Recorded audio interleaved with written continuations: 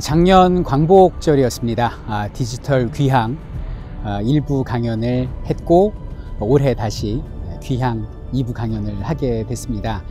작년에는 국외로 불법적으로 반출된 문화재를 우리가 다시 환수받아야겠다라는 의미의 주제의 강연이었고요. 이번에는 적법한 절차에 의해서 반출된 문화재가 국외에서 많은 분들에게 호평을 받고 있는데 우리가 그것을 기억해야 생명력을 불어넣을 수 있는 것이 아니냐, 기억되지 않으면 그건 죽은 문화재가 아니냐라는 주제의 강연을 하게 됐습니다. 이번 강연은 여러분들의 어떤 뜻과 재능 기부로 이루어지게 됐고요. 거기에 또 많은 분들이 참여와 관심을 가져주셔서 성대하게 잘 진행이 됐는데요. 하여튼 이번 강연을 공유하시고 뜻을 함께 하시고 관심을 가져주시는 분들께 감사의 말씀과 또 더욱더 뜨거운 성원 보내달라는 말씀도 드리고 싶습니다. 감사합니다. 사랑하는 우리 역사를 사랑해 주시는 대한민국 국민 여러분들 반갑습니다. 22년째 이 땅에서 한국사 강의를 하고 있는 설미석입니다. 반갑습니다.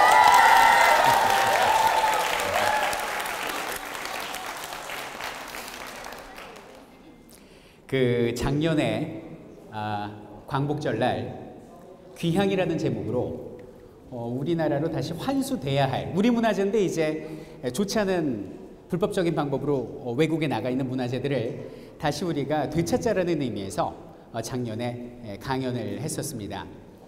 올해는 조금 다른 의미인데요.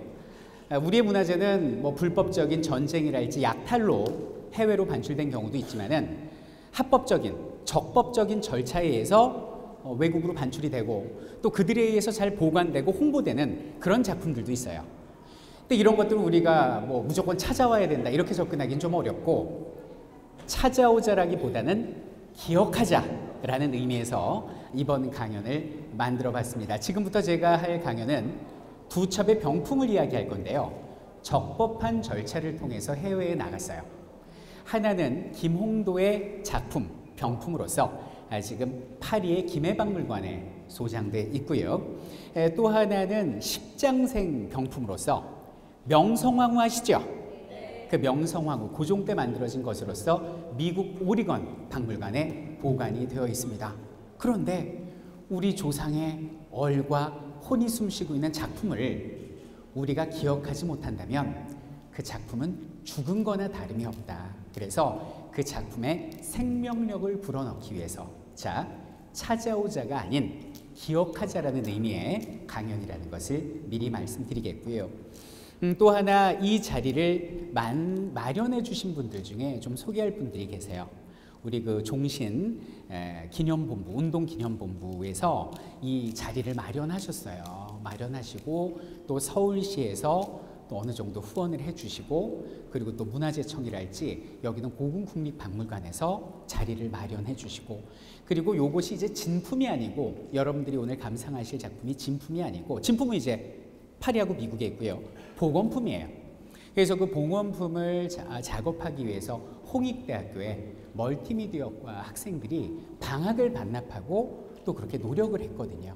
그러니까 이것은 무슨 돈을 벌고자 하는 사업적인 그런 부분이 아니고 저도 마찬가지지만 모든 사람들의 나눔과 재능 기부로 만들어진 자리가 돼요. 그래서 오늘 이 자리의 주인공은 김홍도일 수도 있고 또 십장생 병풍을 만든 수많은 화원들일 수도 있지만은 이 자리를 마련하기 위한 여러분들과 또 이 자리에 참여해서 함께 우리 문화재의 생명력을 불어넣고 기억하려 하는 여러분들 모두가 주인공이 아닌가라고 생각을 해봅니다.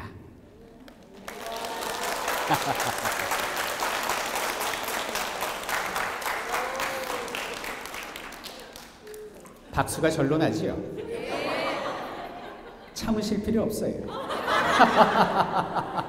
자, 그러면 이제 본격적으로 강연 들어가면요. 오늘 두 점의 작품을 소개할 거예요. 첫 번째는 이제 김홍도의 작품이 되는데 김홍도 그러면 일단 김홍도를 알고 들어가죠. 저는 이제 미술 전문가가 아니고 역사 선생이니까 전반적인 역사를 좀 먼저 말씀드려야 될 것 같아요. 자, 김홍도인데요. 드라마도 있었어요. 바람의 화원이라고. 박신양 선생님이 이제 주연을 하셨던 김홍도를 한번 보도록 하겠습니다. 여러분들 김홍도 하면 어떤 그림이 떠오르세요? 그렇죠. 누구예요?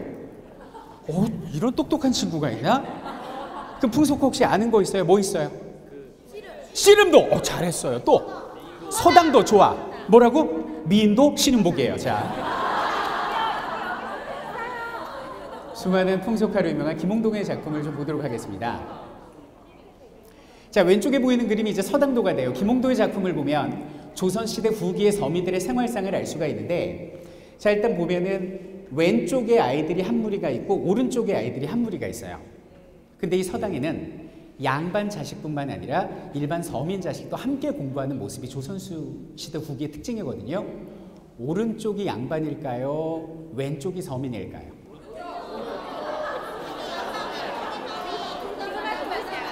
제가 지금 말씀드렸죠. 네.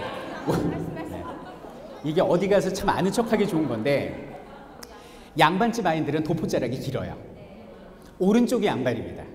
그리고 왼쪽 아이들이 서민인데, 여기 보면 지금 아이가 저기는 훈장님의 질문에 답을 못하고 회초리를 맞은 모양이에요. 그래서 울고 있고, 왼쪽에 있는 서민 아이들 저 맨 위에 보면 답안지를 불러주려고 하고 있죠. 같은 편이라는 걸 알 수 있고, 그 밑에 아이들이 이렇게 책을 보는 거는 다음 차례라는 것을 짐작할 수 있는 거죠. 근데 여기는 양반집 아이들 일단 갓을 쓰고 있고요. 양반집 아이들은 전부 다 웃고 있죠. 약간 좀 조롱하는 모습이고, 가장 우리가 좀 심층적으로 봐야 될 아이가 얼굴이 나오지 않은 유일한 아이인데, 이 아이는 얼굴은 나오지 않지만 몸짓으로 키득거리는 것을 알 수 있어요.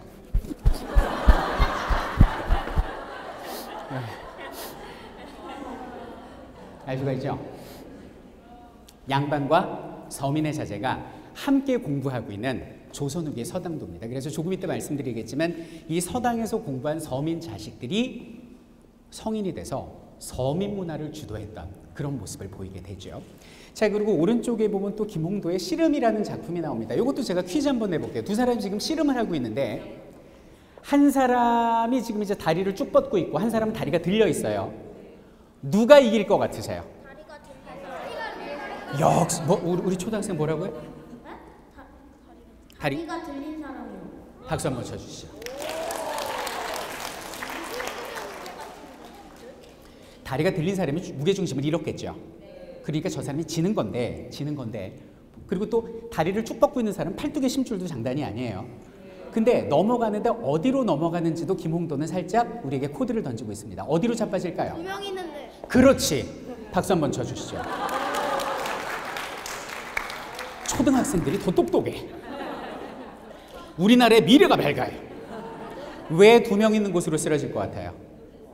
사람이 적은 대로 넘어지고. 이게 이제 김홍도의 그림 비법인데, 따로 어떤 배경이 없이 사람들로만 원형으로 구성을 해놨잖아요. 근데 이 그림을 자세히 보시면 무게중심을 흐트러 놨어요. 자, 보면 좌측 상단에 사람들이 한 무리가 있고 우측 상단에 한 무리가 있고 좌측 하단에도 한 무리가 있는데 우측 하단에는 두 사람밖에 없죠. 그러니까 이 그림은 우측 하단으로 넘어가는 형태예요. 안정적인 그림이 아니라 역동적인 씨름판의 모습을 보여주고자 한 그림이고, 이 사람은 필시 두 명 있는 쪽으로 거꾸러질 거예요. 이런 비밀이 담겨 있는 것이 여기는 씨름도다라고 말씀드릴 수 있겠고, 또 하나 이제 김홍도 코드로 유명한 것은 여기 보면 이 손을 한번 보세요. 손이 잘못됐죠. 손 모양이 잘못되어 있습니다. 뒤집혀 있어요. 김홍도의 또 다른 작품 무동이라는 작품을 보면 악공의 손이 또 뒤집혀 있거든요. 꼭 김홍도는 이렇게 뭔가 신체 부위를 바꿔놓습니다. 왜 그런지는 알지 모르는데 마치 다빈치 코드처럼 김홍도만의 숨은 그림의 비밀이 되겠죠. 아마도 자기 그림의 어떤 특징을 살리기 위한 묘사가 아니었나라는 추측을 해봅니다. 자, 김홍도의 작품은 이것 외에도 다른 풍속화가 또 있습니다. 자, 이게 이제 논갈이라는 작품이 되고요. 자, 오른쪽에 보면 밭갈이라는 작품이 있습니다. 자, 여기서 우리가 느낄 수 있는 게 있어요. 논을 갈고 밭을 가는데 사람들의 표정을 봅니다. 자, 저 우측 상단에 있는 사람 어떻게 하고 있어요? 웃고 있죠. 그리고 여기는 소들 표정 보세요. 하늘을 날아오를 듯이 웃고 있습니다. 자, 그리고 여기는 오른쪽에 밭갈이를 보면 여기는 소도 웃고 있어요. 이게 김홍도 작품 속에서 우리가 들여다볼 수 있는 그의 마인드인데, 김홍도의 작품에 나오는 풍속파의 농민들은 거의 다 웃고 있어요. 심지어는 소까지도. 무동이나 씨름도야 당연히 웃고 있을 수 있지만, 여러분들 노동이 즐거워요? 논 가는데 막 미치게 뭐 너무 행복해, 이거 말이 안 되잖아요. 왜 이랬을까? 농사를 지어야 그 곡식을 거둬서 우리가 먹을 수 있으니까요. 농사를 지어야 우리가 곡식을 거둬서 먹을 수 있어요. 좋은 해석이에요. 근데 제가 볼 때 이제 두 가지로 해석될 수 있는데, 세상을 바라보는 김홍도의 눈이 긍정적이었을 수 있고, 또 하나는 조금 이따 설명하겠지만 김홍도의 남자가 있습니다. 그 후원자. 왜 레오나르도 다빈치를 메디치 가문이라는 가문이 후원을 해서 그런 천재적인 화가가 나올 수 있었듯이, 여기는 김홍도를 후원해 준 사람이 있어요. 아시는 분? 정조대왕이에요.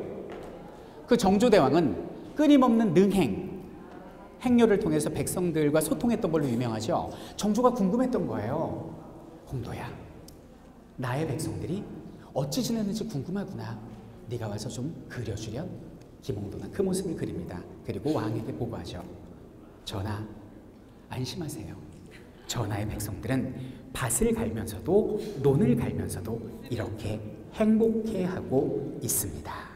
라는 해석도 있는데, 그 해석은 여러분들께 맡기도록 하겠습니다. 자, 이렇게 해서 이제 김홍도의 작품들을 쭉 봤는데, 김홍도가 정말 조선시대 후기 쪽에 최고의 화가였습니다. 오늘날 청와대에서는 대통령의 얼굴이나 아니면 행사를 찍는 사진가가 있다면, 그 당시에는 대통령의 모습, 어진이랄지 아니면 행사를 그리는 전문 화가가 있었으니 이것을 도화서의 화원이라고 불렀는데, 김홍도가 바로 도화서의 화원이었고, 실제 정조의 초상화 어진에도 참여를 했어요. 그의 그림이 얼마나 뛰어났냐면, 이 스승이었던 강세왕이 한 말입니다. 특히 세상의 모습을 옮겨 그리기를 참 잘했어, 내 제자 홍도가. 살면서 날마다 쓰는 여러 가지 말과 행동, 그리고 길거리, 나루터, 가게, 시장, 시험장, 연회장을 한 번 그리기만 하면 사람들이 다 손뼉을 치더라. 신기하다. 다 이렇게 얘기했다는 거예요. 여기서 우리는 뭘 느낄 수 있냐면, 사람들이 김홍도의 쓱쓱쓱쓱 그리는 그림을 보고 손뼉을 치고 신기했다는 것은 정말 그 당시 상황의 특징을 잘 잡아서 제대로 표현했다는 얘기죠. 그러니까 지금 우리가 본 그림은 사진 이상으로 당시 우리 서민들의 삶을 제대로 표현했구나라는 걸 간접적으로 알 수가 있는 것입니다. 이게 바로 김홍도의 팔첩 병풍의 내용이 되겠습니다. 4계절을 담고 있는데요. 첫 번째가 봄이 두 작품이 나와요. 자, 볼게요. 자, 여기 보시면은 가려져 있는데 노상송사라는 작품입니다. 이거 좀 잠깐 치울게요. 잠깐만 부탁드리겠습니다. 자, 제목이 무슨 뜻이냐면, 노상, 길거리에서 송사, 민원을 제기한다, 이런 얘기입니다. 자, 언뜻 그림을 보니까 높으신 관리가 나오셨는데 억울해하는 백성이 관리의 가마를 맞고 상언과 격쟁이라고 해서 자신의 억울함을 알리고 있는 모습인데, 조금 안타까운 것은 열심히 엎드려서 한 사람은 민원을 받아 적고 있는데 그거를 듣는 관리의 모습이 어때요? 겸손해요? 거만해요? 조금은 아쉬운 모습을 볼 수가 있죠. 자, 그 다음에 보면 또 봄철에 나오는 기방제공입니다. 기생집 앞에서 기생을 놓고 양반 둘이서 치고받고 하는 모습을 표현을 하고 있습니다. 자, 이번에는 여름으로 갈게요. 요게 이제 가두매점이 됩니다. 요게 이제 지금 오늘 우리가 전시회 때 볼 이제 복원품이 되는 거죠. 요 병풍이. 요 가두매점을 보면 이제 길거리에서 양반과 기생이 함께 어우러져 있는 모습을 볼 수 있고, 또 노상풍정도 역시 어떤 그런 노상에서 기생과 양반이 어우러져 있는 모습을 보여주고 있습니다. 자, 이번엔 가을로 한번 가보도록 하겠습니다. 자, 후원에서 연회를 여는 작품, 후원유원이 되는데요. 자, 후원에서 보면 가야금 뜯고 양반과 기생들이 논이는데, 그림의 상단부를 보면 좁은 문틈을 통해서 누군가가 이렇게 엿보고 있죠. 양반들의 어떤 그런 노름을 엿보는 관음증도 표현하고 있고요. 그리고 파은흥치라 그래서 이렇게 양반이 말을 타고 가는데 지나가는 아낙네가 너무도 매력적이었는지 이렇게 부채로 얼굴을 가리고 그러면서 엉큼하게 훔쳐보는 그런 그림이 되겠습니다. 겨울입니다. 설중 행사입니다. 이렇게 눈이 오는 가운데도 양반과 기생들이 어우러져 있고 여기는 설후 야연, 양반과 기생이 같이 불고기를 구워 먹는 그림을 보여주고 있습니다. 자, 그런데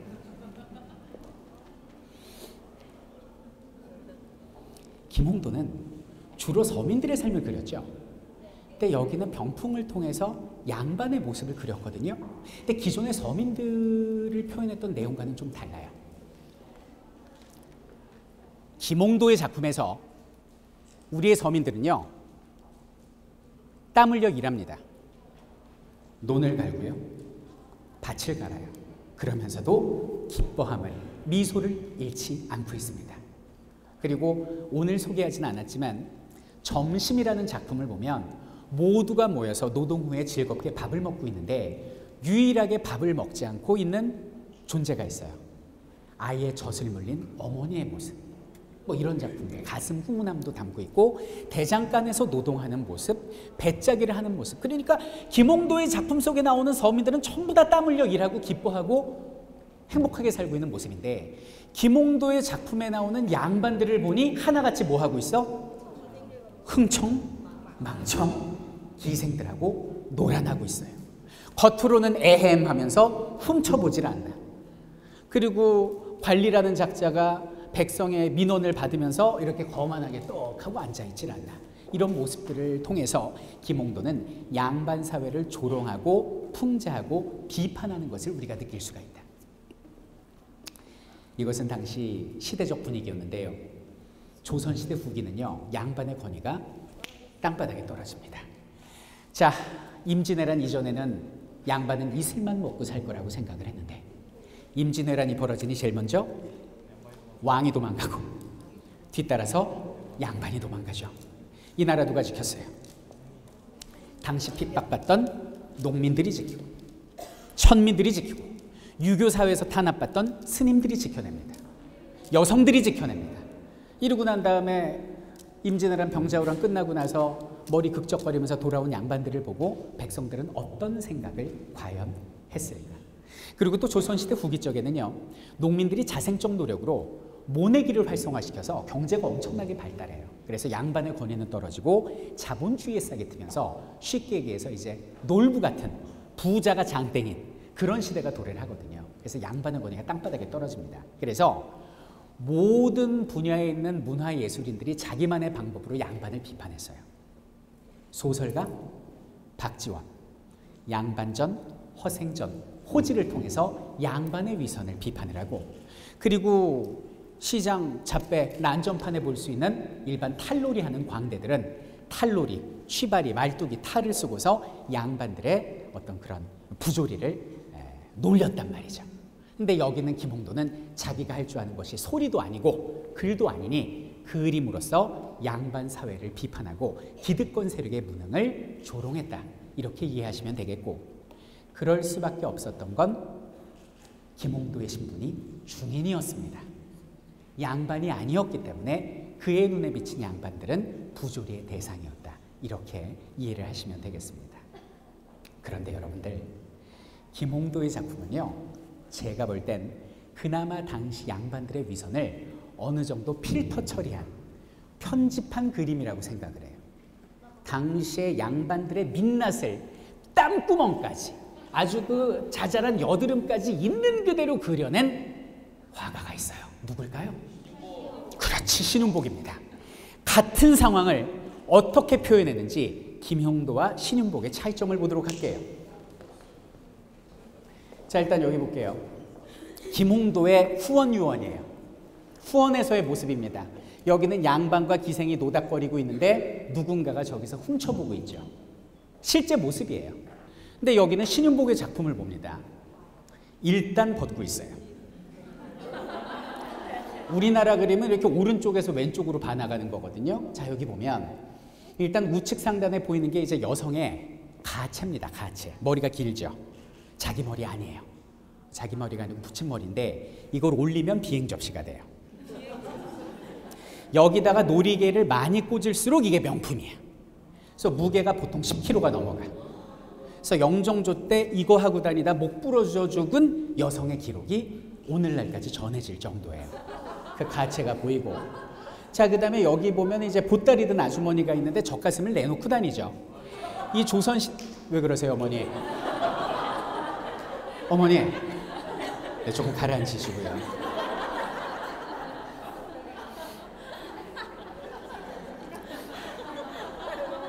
어머니, 자, 고려 조선 시대는요, 신분이 낮은 여인들일수록 노출이 심했습니다. 그리고 어염집 교수일수록 마치 뭐 무슬림 여성분들처럼 이렇게 가리고 다녔단 말이죠. 그러니까 조금 신분이 낮음을 표현하고 있고, 그리고 왼쪽 하단에 보면 상상도 못할 여자들이 목욕을 하고 있는 모습을 그대로 표현을 하는데, 그걸 좌측 상단에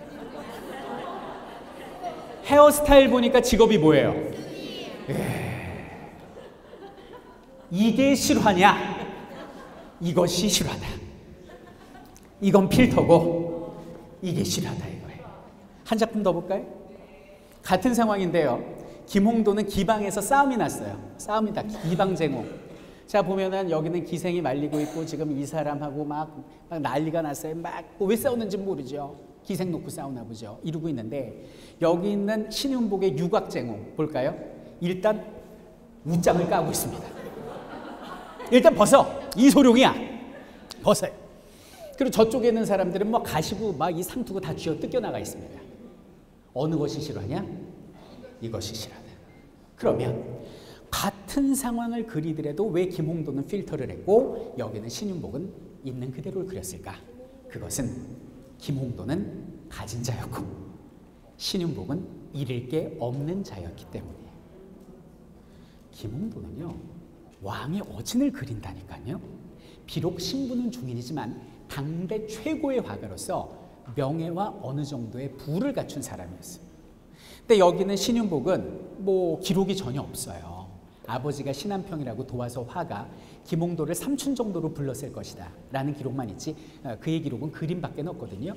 근데 이런 그림을 그린 상황으로 봤을 때 이 사람은 도와서 화원이었어도 100% 쫓겨났을 테고, 쫓겨나서 바람의 화원으로 집시처럼 다니면서 자신이 보고 들은 내용을 있는 그대로 적나라하게 표현했구나, 이런 내용을 알 수가 있습니다. 이것이 김홍도와 신윤복의 조선 후기를 다루는 차이점이었어요. 자, 어쨌든 오늘의 주인공은 김홍도인데요. 김홍도는 우리가 보는 구수한 풍속가뿐만 아니라 이런 양반들의 적나라한 상황도 묘사를 했고요. 그리고 또 다른 작품 세계를 보여줬으니 천재 화가답게 동물에 대한 묘사가 뛰어난다. 보면 황묘농접도다. 오늘도 제가 이 강연장에 오면서 보니까 나비 한 마리가 날아다니던데, 여기 있는 노란색 고양이를 놀리는 저 나비의 모습이 됩니다. 그런데 이 그림의 포인트는 여기 있는 고양이의 말 그대로 털 한 올 한 올이 그대로 살아있죠. 누가 이 그림을 보고 서당도 씨름도를 그린 화가의 그림이라고 생각하겠습니까? 전혀 다른 거예요. 하나 더 볼까요? 이거 기가 막힙니다. 소나무 아래에 있는 무서운 호랑이의 모습, 송하맹호도가 됩니다. 자, 여기는 고양이과 호랑이의 척추의 선을 보세요. 꼬리의 움직임을 보세요. 이거 100% 살아있는 호랑이 보고 그린 거지 상상으로는 그릴 수가 없어요. 그래서 바람의 화원이라는 드라마 혹시 기억하십니까? 거기 첫 장면 기억하십니까? 안경을 쓴 박신양, 김홍도를 연기하는 박신양이 호랑이를 이렇게 몰래 지켜보다가 어흥해서 도망가는 장면이 그 드라마의 첫 장면이었거든요. 우리가 미리 이 그림을 알았다면 좀 더 재미있게 볼 수 있었을 텐데, 아는 만큼 보이는 것이 역사물이다, 이렇게 보시면 되겠습니다. 그리고 여기는 이 호랑이의 눈빛, 이것은 직접 보진 않고는 그릴 수 없는 거거든요. 결국 김홍도는 그림 천재였습니다. 이런 그림도 그리고 저런 그림도 그렸던 김홍도, 그의 작품 중에 사계절 양반의 어떤 부조리를 비판한 병풍 8첩이 전시되어 있으니 그것을 꼭, 지금 좀 화질이 그렇잖아요. 제대로 홍익대학교 학생들이 복원한 그 복원품을 아이의 손을 잡고 꼭 한번 느껴보시기 바라겠습니다.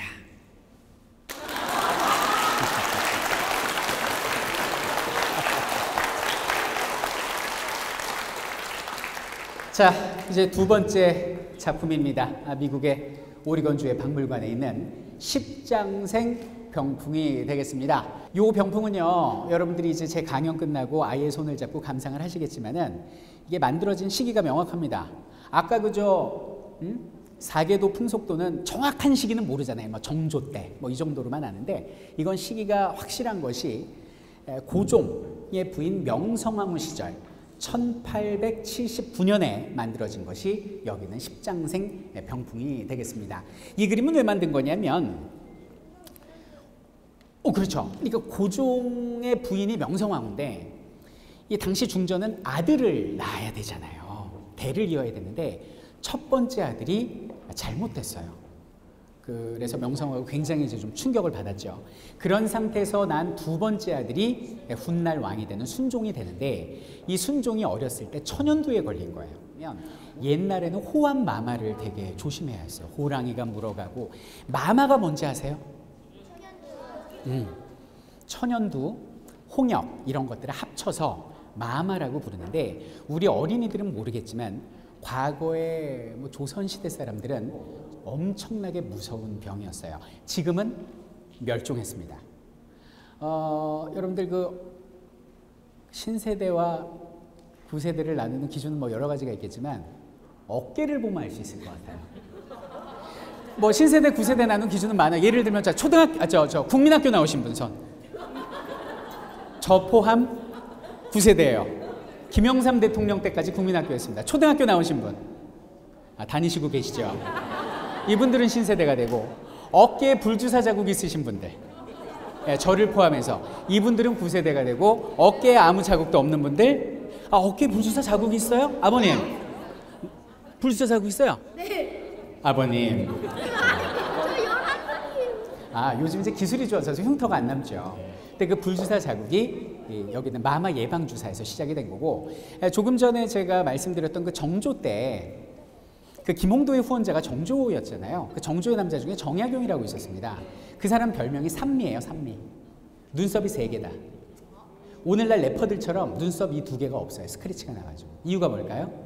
홍역 마마를 알아서 그래요. 그럴 정도로 그 옛날에 굉장히 좀 홍역 마마가 심했었죠. 근데 순종이 여기는 마마에 걸렸는데 뭐 죽게 생긴 거예요. 그래서 안 되겠다 싶어서 고종이 특별 TF팀을 만듭니다. 태스크포스 팀을 만들죠. 그것이 의약청이라는 곳이었어요. 조선시대 최고의 어의들이, 명의들이 모여서 여기는 순종을 살리기 위해서 노력을 했고, 덕분에 순종이 살아나게 됩니다. 기념해야 될 일이죠. 그것을 기념하기 위해서 기념주화를 만들었을까요? 기념시계를 만들었을까요? 기념우표를 만들었을까요? 기념병풍을 만들었을까요? 이것이 만수무강 순종의 장수를 기원하는 십장생 병풍도다. 왜 만들어졌는가를 알 수가 있다. 그럼 이거 한 폭 만들었을까? 여러 폭 만들었을까? 아니, 기념시계 청와대에서 만들 때 여러 개 만들어서 나눠주잖아요. 평창올림픽 기념 우표 여러 개 만들어서 나눠주잖아요. 이것도 여러 개 만들었는데 그 중에 하나가 이제 미국 오리건에 있다 이 얘기죠. 이것이. 자, 그러면 여기는 십장생 10가지의 만수무강을 기원하는 그런 재료들이 무엇이 있는지 하나하나 보도록 하겠습니다. 자, 제일 먼저 볼까요? 자, 여기 뭘까요? 바로 대나무가 되겠습니다. 대나무. 두 번째, 자, 거북이가 오래 살죠. 그리고 구름, 그리고 해, 그리고 학이 또 장수의 비결이죠. 또 바위, 소나무, 사슴, 물, 그리고 저게 원래 불로초가 들어가야 돼요. 근데 불로초가 없잖아요. 그래가지고 영지버섯을 잔뜩 그려놓은 거죠. 요것이 바로 십장생 병풍도가 되겠고, 요것이 지금 8폭이 보여지는데 원본이 10폭이 됩니다. 한번 보도록 할게요. 이거는 뭐냐면 십장생도가 아니라 순종의 쾌차를 어떤 기리는 그런 잔치의 모습, 행사의 모습을 그린 건데, 여기 서문이 있고, 그리고 저쪽에는 행사 관련자, 그리고 뭐 담당 의사들, 이런 사람의 이름이 새겨져 있거든요. 근데 우리가 감상할 작품은요 조금 달라요. 십장생도가 있는데 서문이 없고 10폭 중에 두 폭, 즉 20%가 온통 누구의 이름으로? 순종을 살린 의사들의 이름으로 가득 채워져 있는 거예요. 이건 의례적인 일이고 당시 고종과 명성황후가 이 의사들을 얼마나 고마워했는지를 알 수가 있어요. 오늘날로 따지면 마치 평창 동계올림픽 기념 우표가 나왔는데 그 우표에 빼곡히 그 뭐 준비위원들의 이름이 새겨져 있는 거하고 똑같죠. 얼마나 기뻐했는지를 우리가 알 수 있다. 자, 근데 여기는 십장생도의 기본은 뭐냐면 당시 백성들 사이에서 유행했던 민화에서 비롯됩니다. 민화가 뭔지 아시는 분? 자, 우리 초등학생. 우리 학생 한번 나와보세요. 네, 나와보세요. 자, 일어나서 나와보세요. 네, 어서 오세요. 자, 어디서 오신 누구세요? 자기. 자, 그렇지. 네, 웃기려고 한 거죠? 네. 자기 소개 먼저 해주시죠. 저는 그냥 안양시 관양초등학교 전라예요. 몇 학년이에요? 3학년이요? 그럼 몇 살이죠? 10살이요. 이렇게 똑똑할 수가. 자, 그럼 우리 친구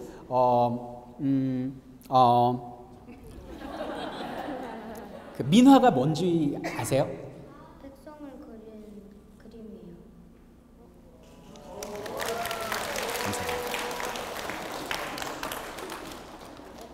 백성을 그리기도 하지만 백성들이 그린 작자미상의 그림, 누가 그렸는지도 모르는 백성들의 애환을 담은 그림, 그리고 주술적인 현세구복적 그림, 뭔가가 이루어졌으면 하는 백성들의 바람을 담은 그림, 집에 걸어두면 악귀를 내쫓고 행운을 가져다주는 부적 같은 그림을 백성민자를 써서 민화라고 그래요. 민화. 자, 근데 여기는 민화들은요 각각의 그 의미를 담고 있습니다. 자, 한번 볼까요? 자, 저기는 어변성룡도라는 게 있습니다. 저건 누구한테 선물을 해야 되냐면 공무원 시험 준비하는 노량진 공시생한테 선물을 해야 돼요. 이 폭포 이름이요 등용이라는 폭포예요. 중국에 있는. 여기서 저기는 잉어가 이렇게 뛰어올라요. 그래서 폭포를 팍 하고 차고 올라서 폭포 위로 올라가면 용이 돼요. 그리고 뭐 용이 되지 못하면 이묵이나 그냥 잉어로 남는 거죠. 그래서 저기는 폭포의 등용을 따서 등용문이란 말이 등장을 한 겁니다. 그래서 공무원 준비하는 과거 시험을 준비하는 선비에게 선물하는 선물이 어변성룡도, 그리고 공부 열심히 해라는 책가도, 이런 것들이 대표적이고요. 그리고 자, 수성노인도라는 게 있습니다. 옛사람들이 말할 때 우리 이쁜 어리다이들을 점지해서 어머니 뱃속에 이렇게 점지해주는 할머니를 무슨 할머니? 삼신할머니라고 불러요. 자, 그러면 그 점지해준 아이가 이렇게 노인이 되어서 무지개 다리를 건너서 다음 세상으로 떠나는 것이 인간의 운명이죠. 그럼 사람의 수명을, 영혼을 걷어가는 사람을 수성노인이라고 그래요. 그러니까 삼신할미의 반대에 서 있는 거죠. 여기는 수성노인은 이렇게 이마가 넓고 뿔같이 달려있고, 여기 보면 지금 사슴이 보이는데 요 작대기를 짚고 있고, 여긴 지금 표현이 잘 안 돼 있는데 호리병을 가지고 다니는데 그 호리병에 사람의 영혼을 넣어가지고 다닌다고 그래요. 근데 여기는 수성노인도의 그림을 노인분들이 계신 곳에 이렇게 선물을 하면 무병장수한다고 그래서 노인분들께 선물했던 민화가 되겠습니다. 그 다음 저것이 바로 원앙유형도예요. 원앙이 이렇게 유형, 무리를 거니는 그림이 되는데, 너무 금슬 좋은 부부를 뭐라 그래요? 우리는 원앙이다 이렇게 얘기를 하잖아요. 여기는 원앙의 특징은 짝지어 다니다가 암컷 수컷이 서로 짝을 잃잖아요. 죽을 때까지 다른 짝을 만나질 않는데요.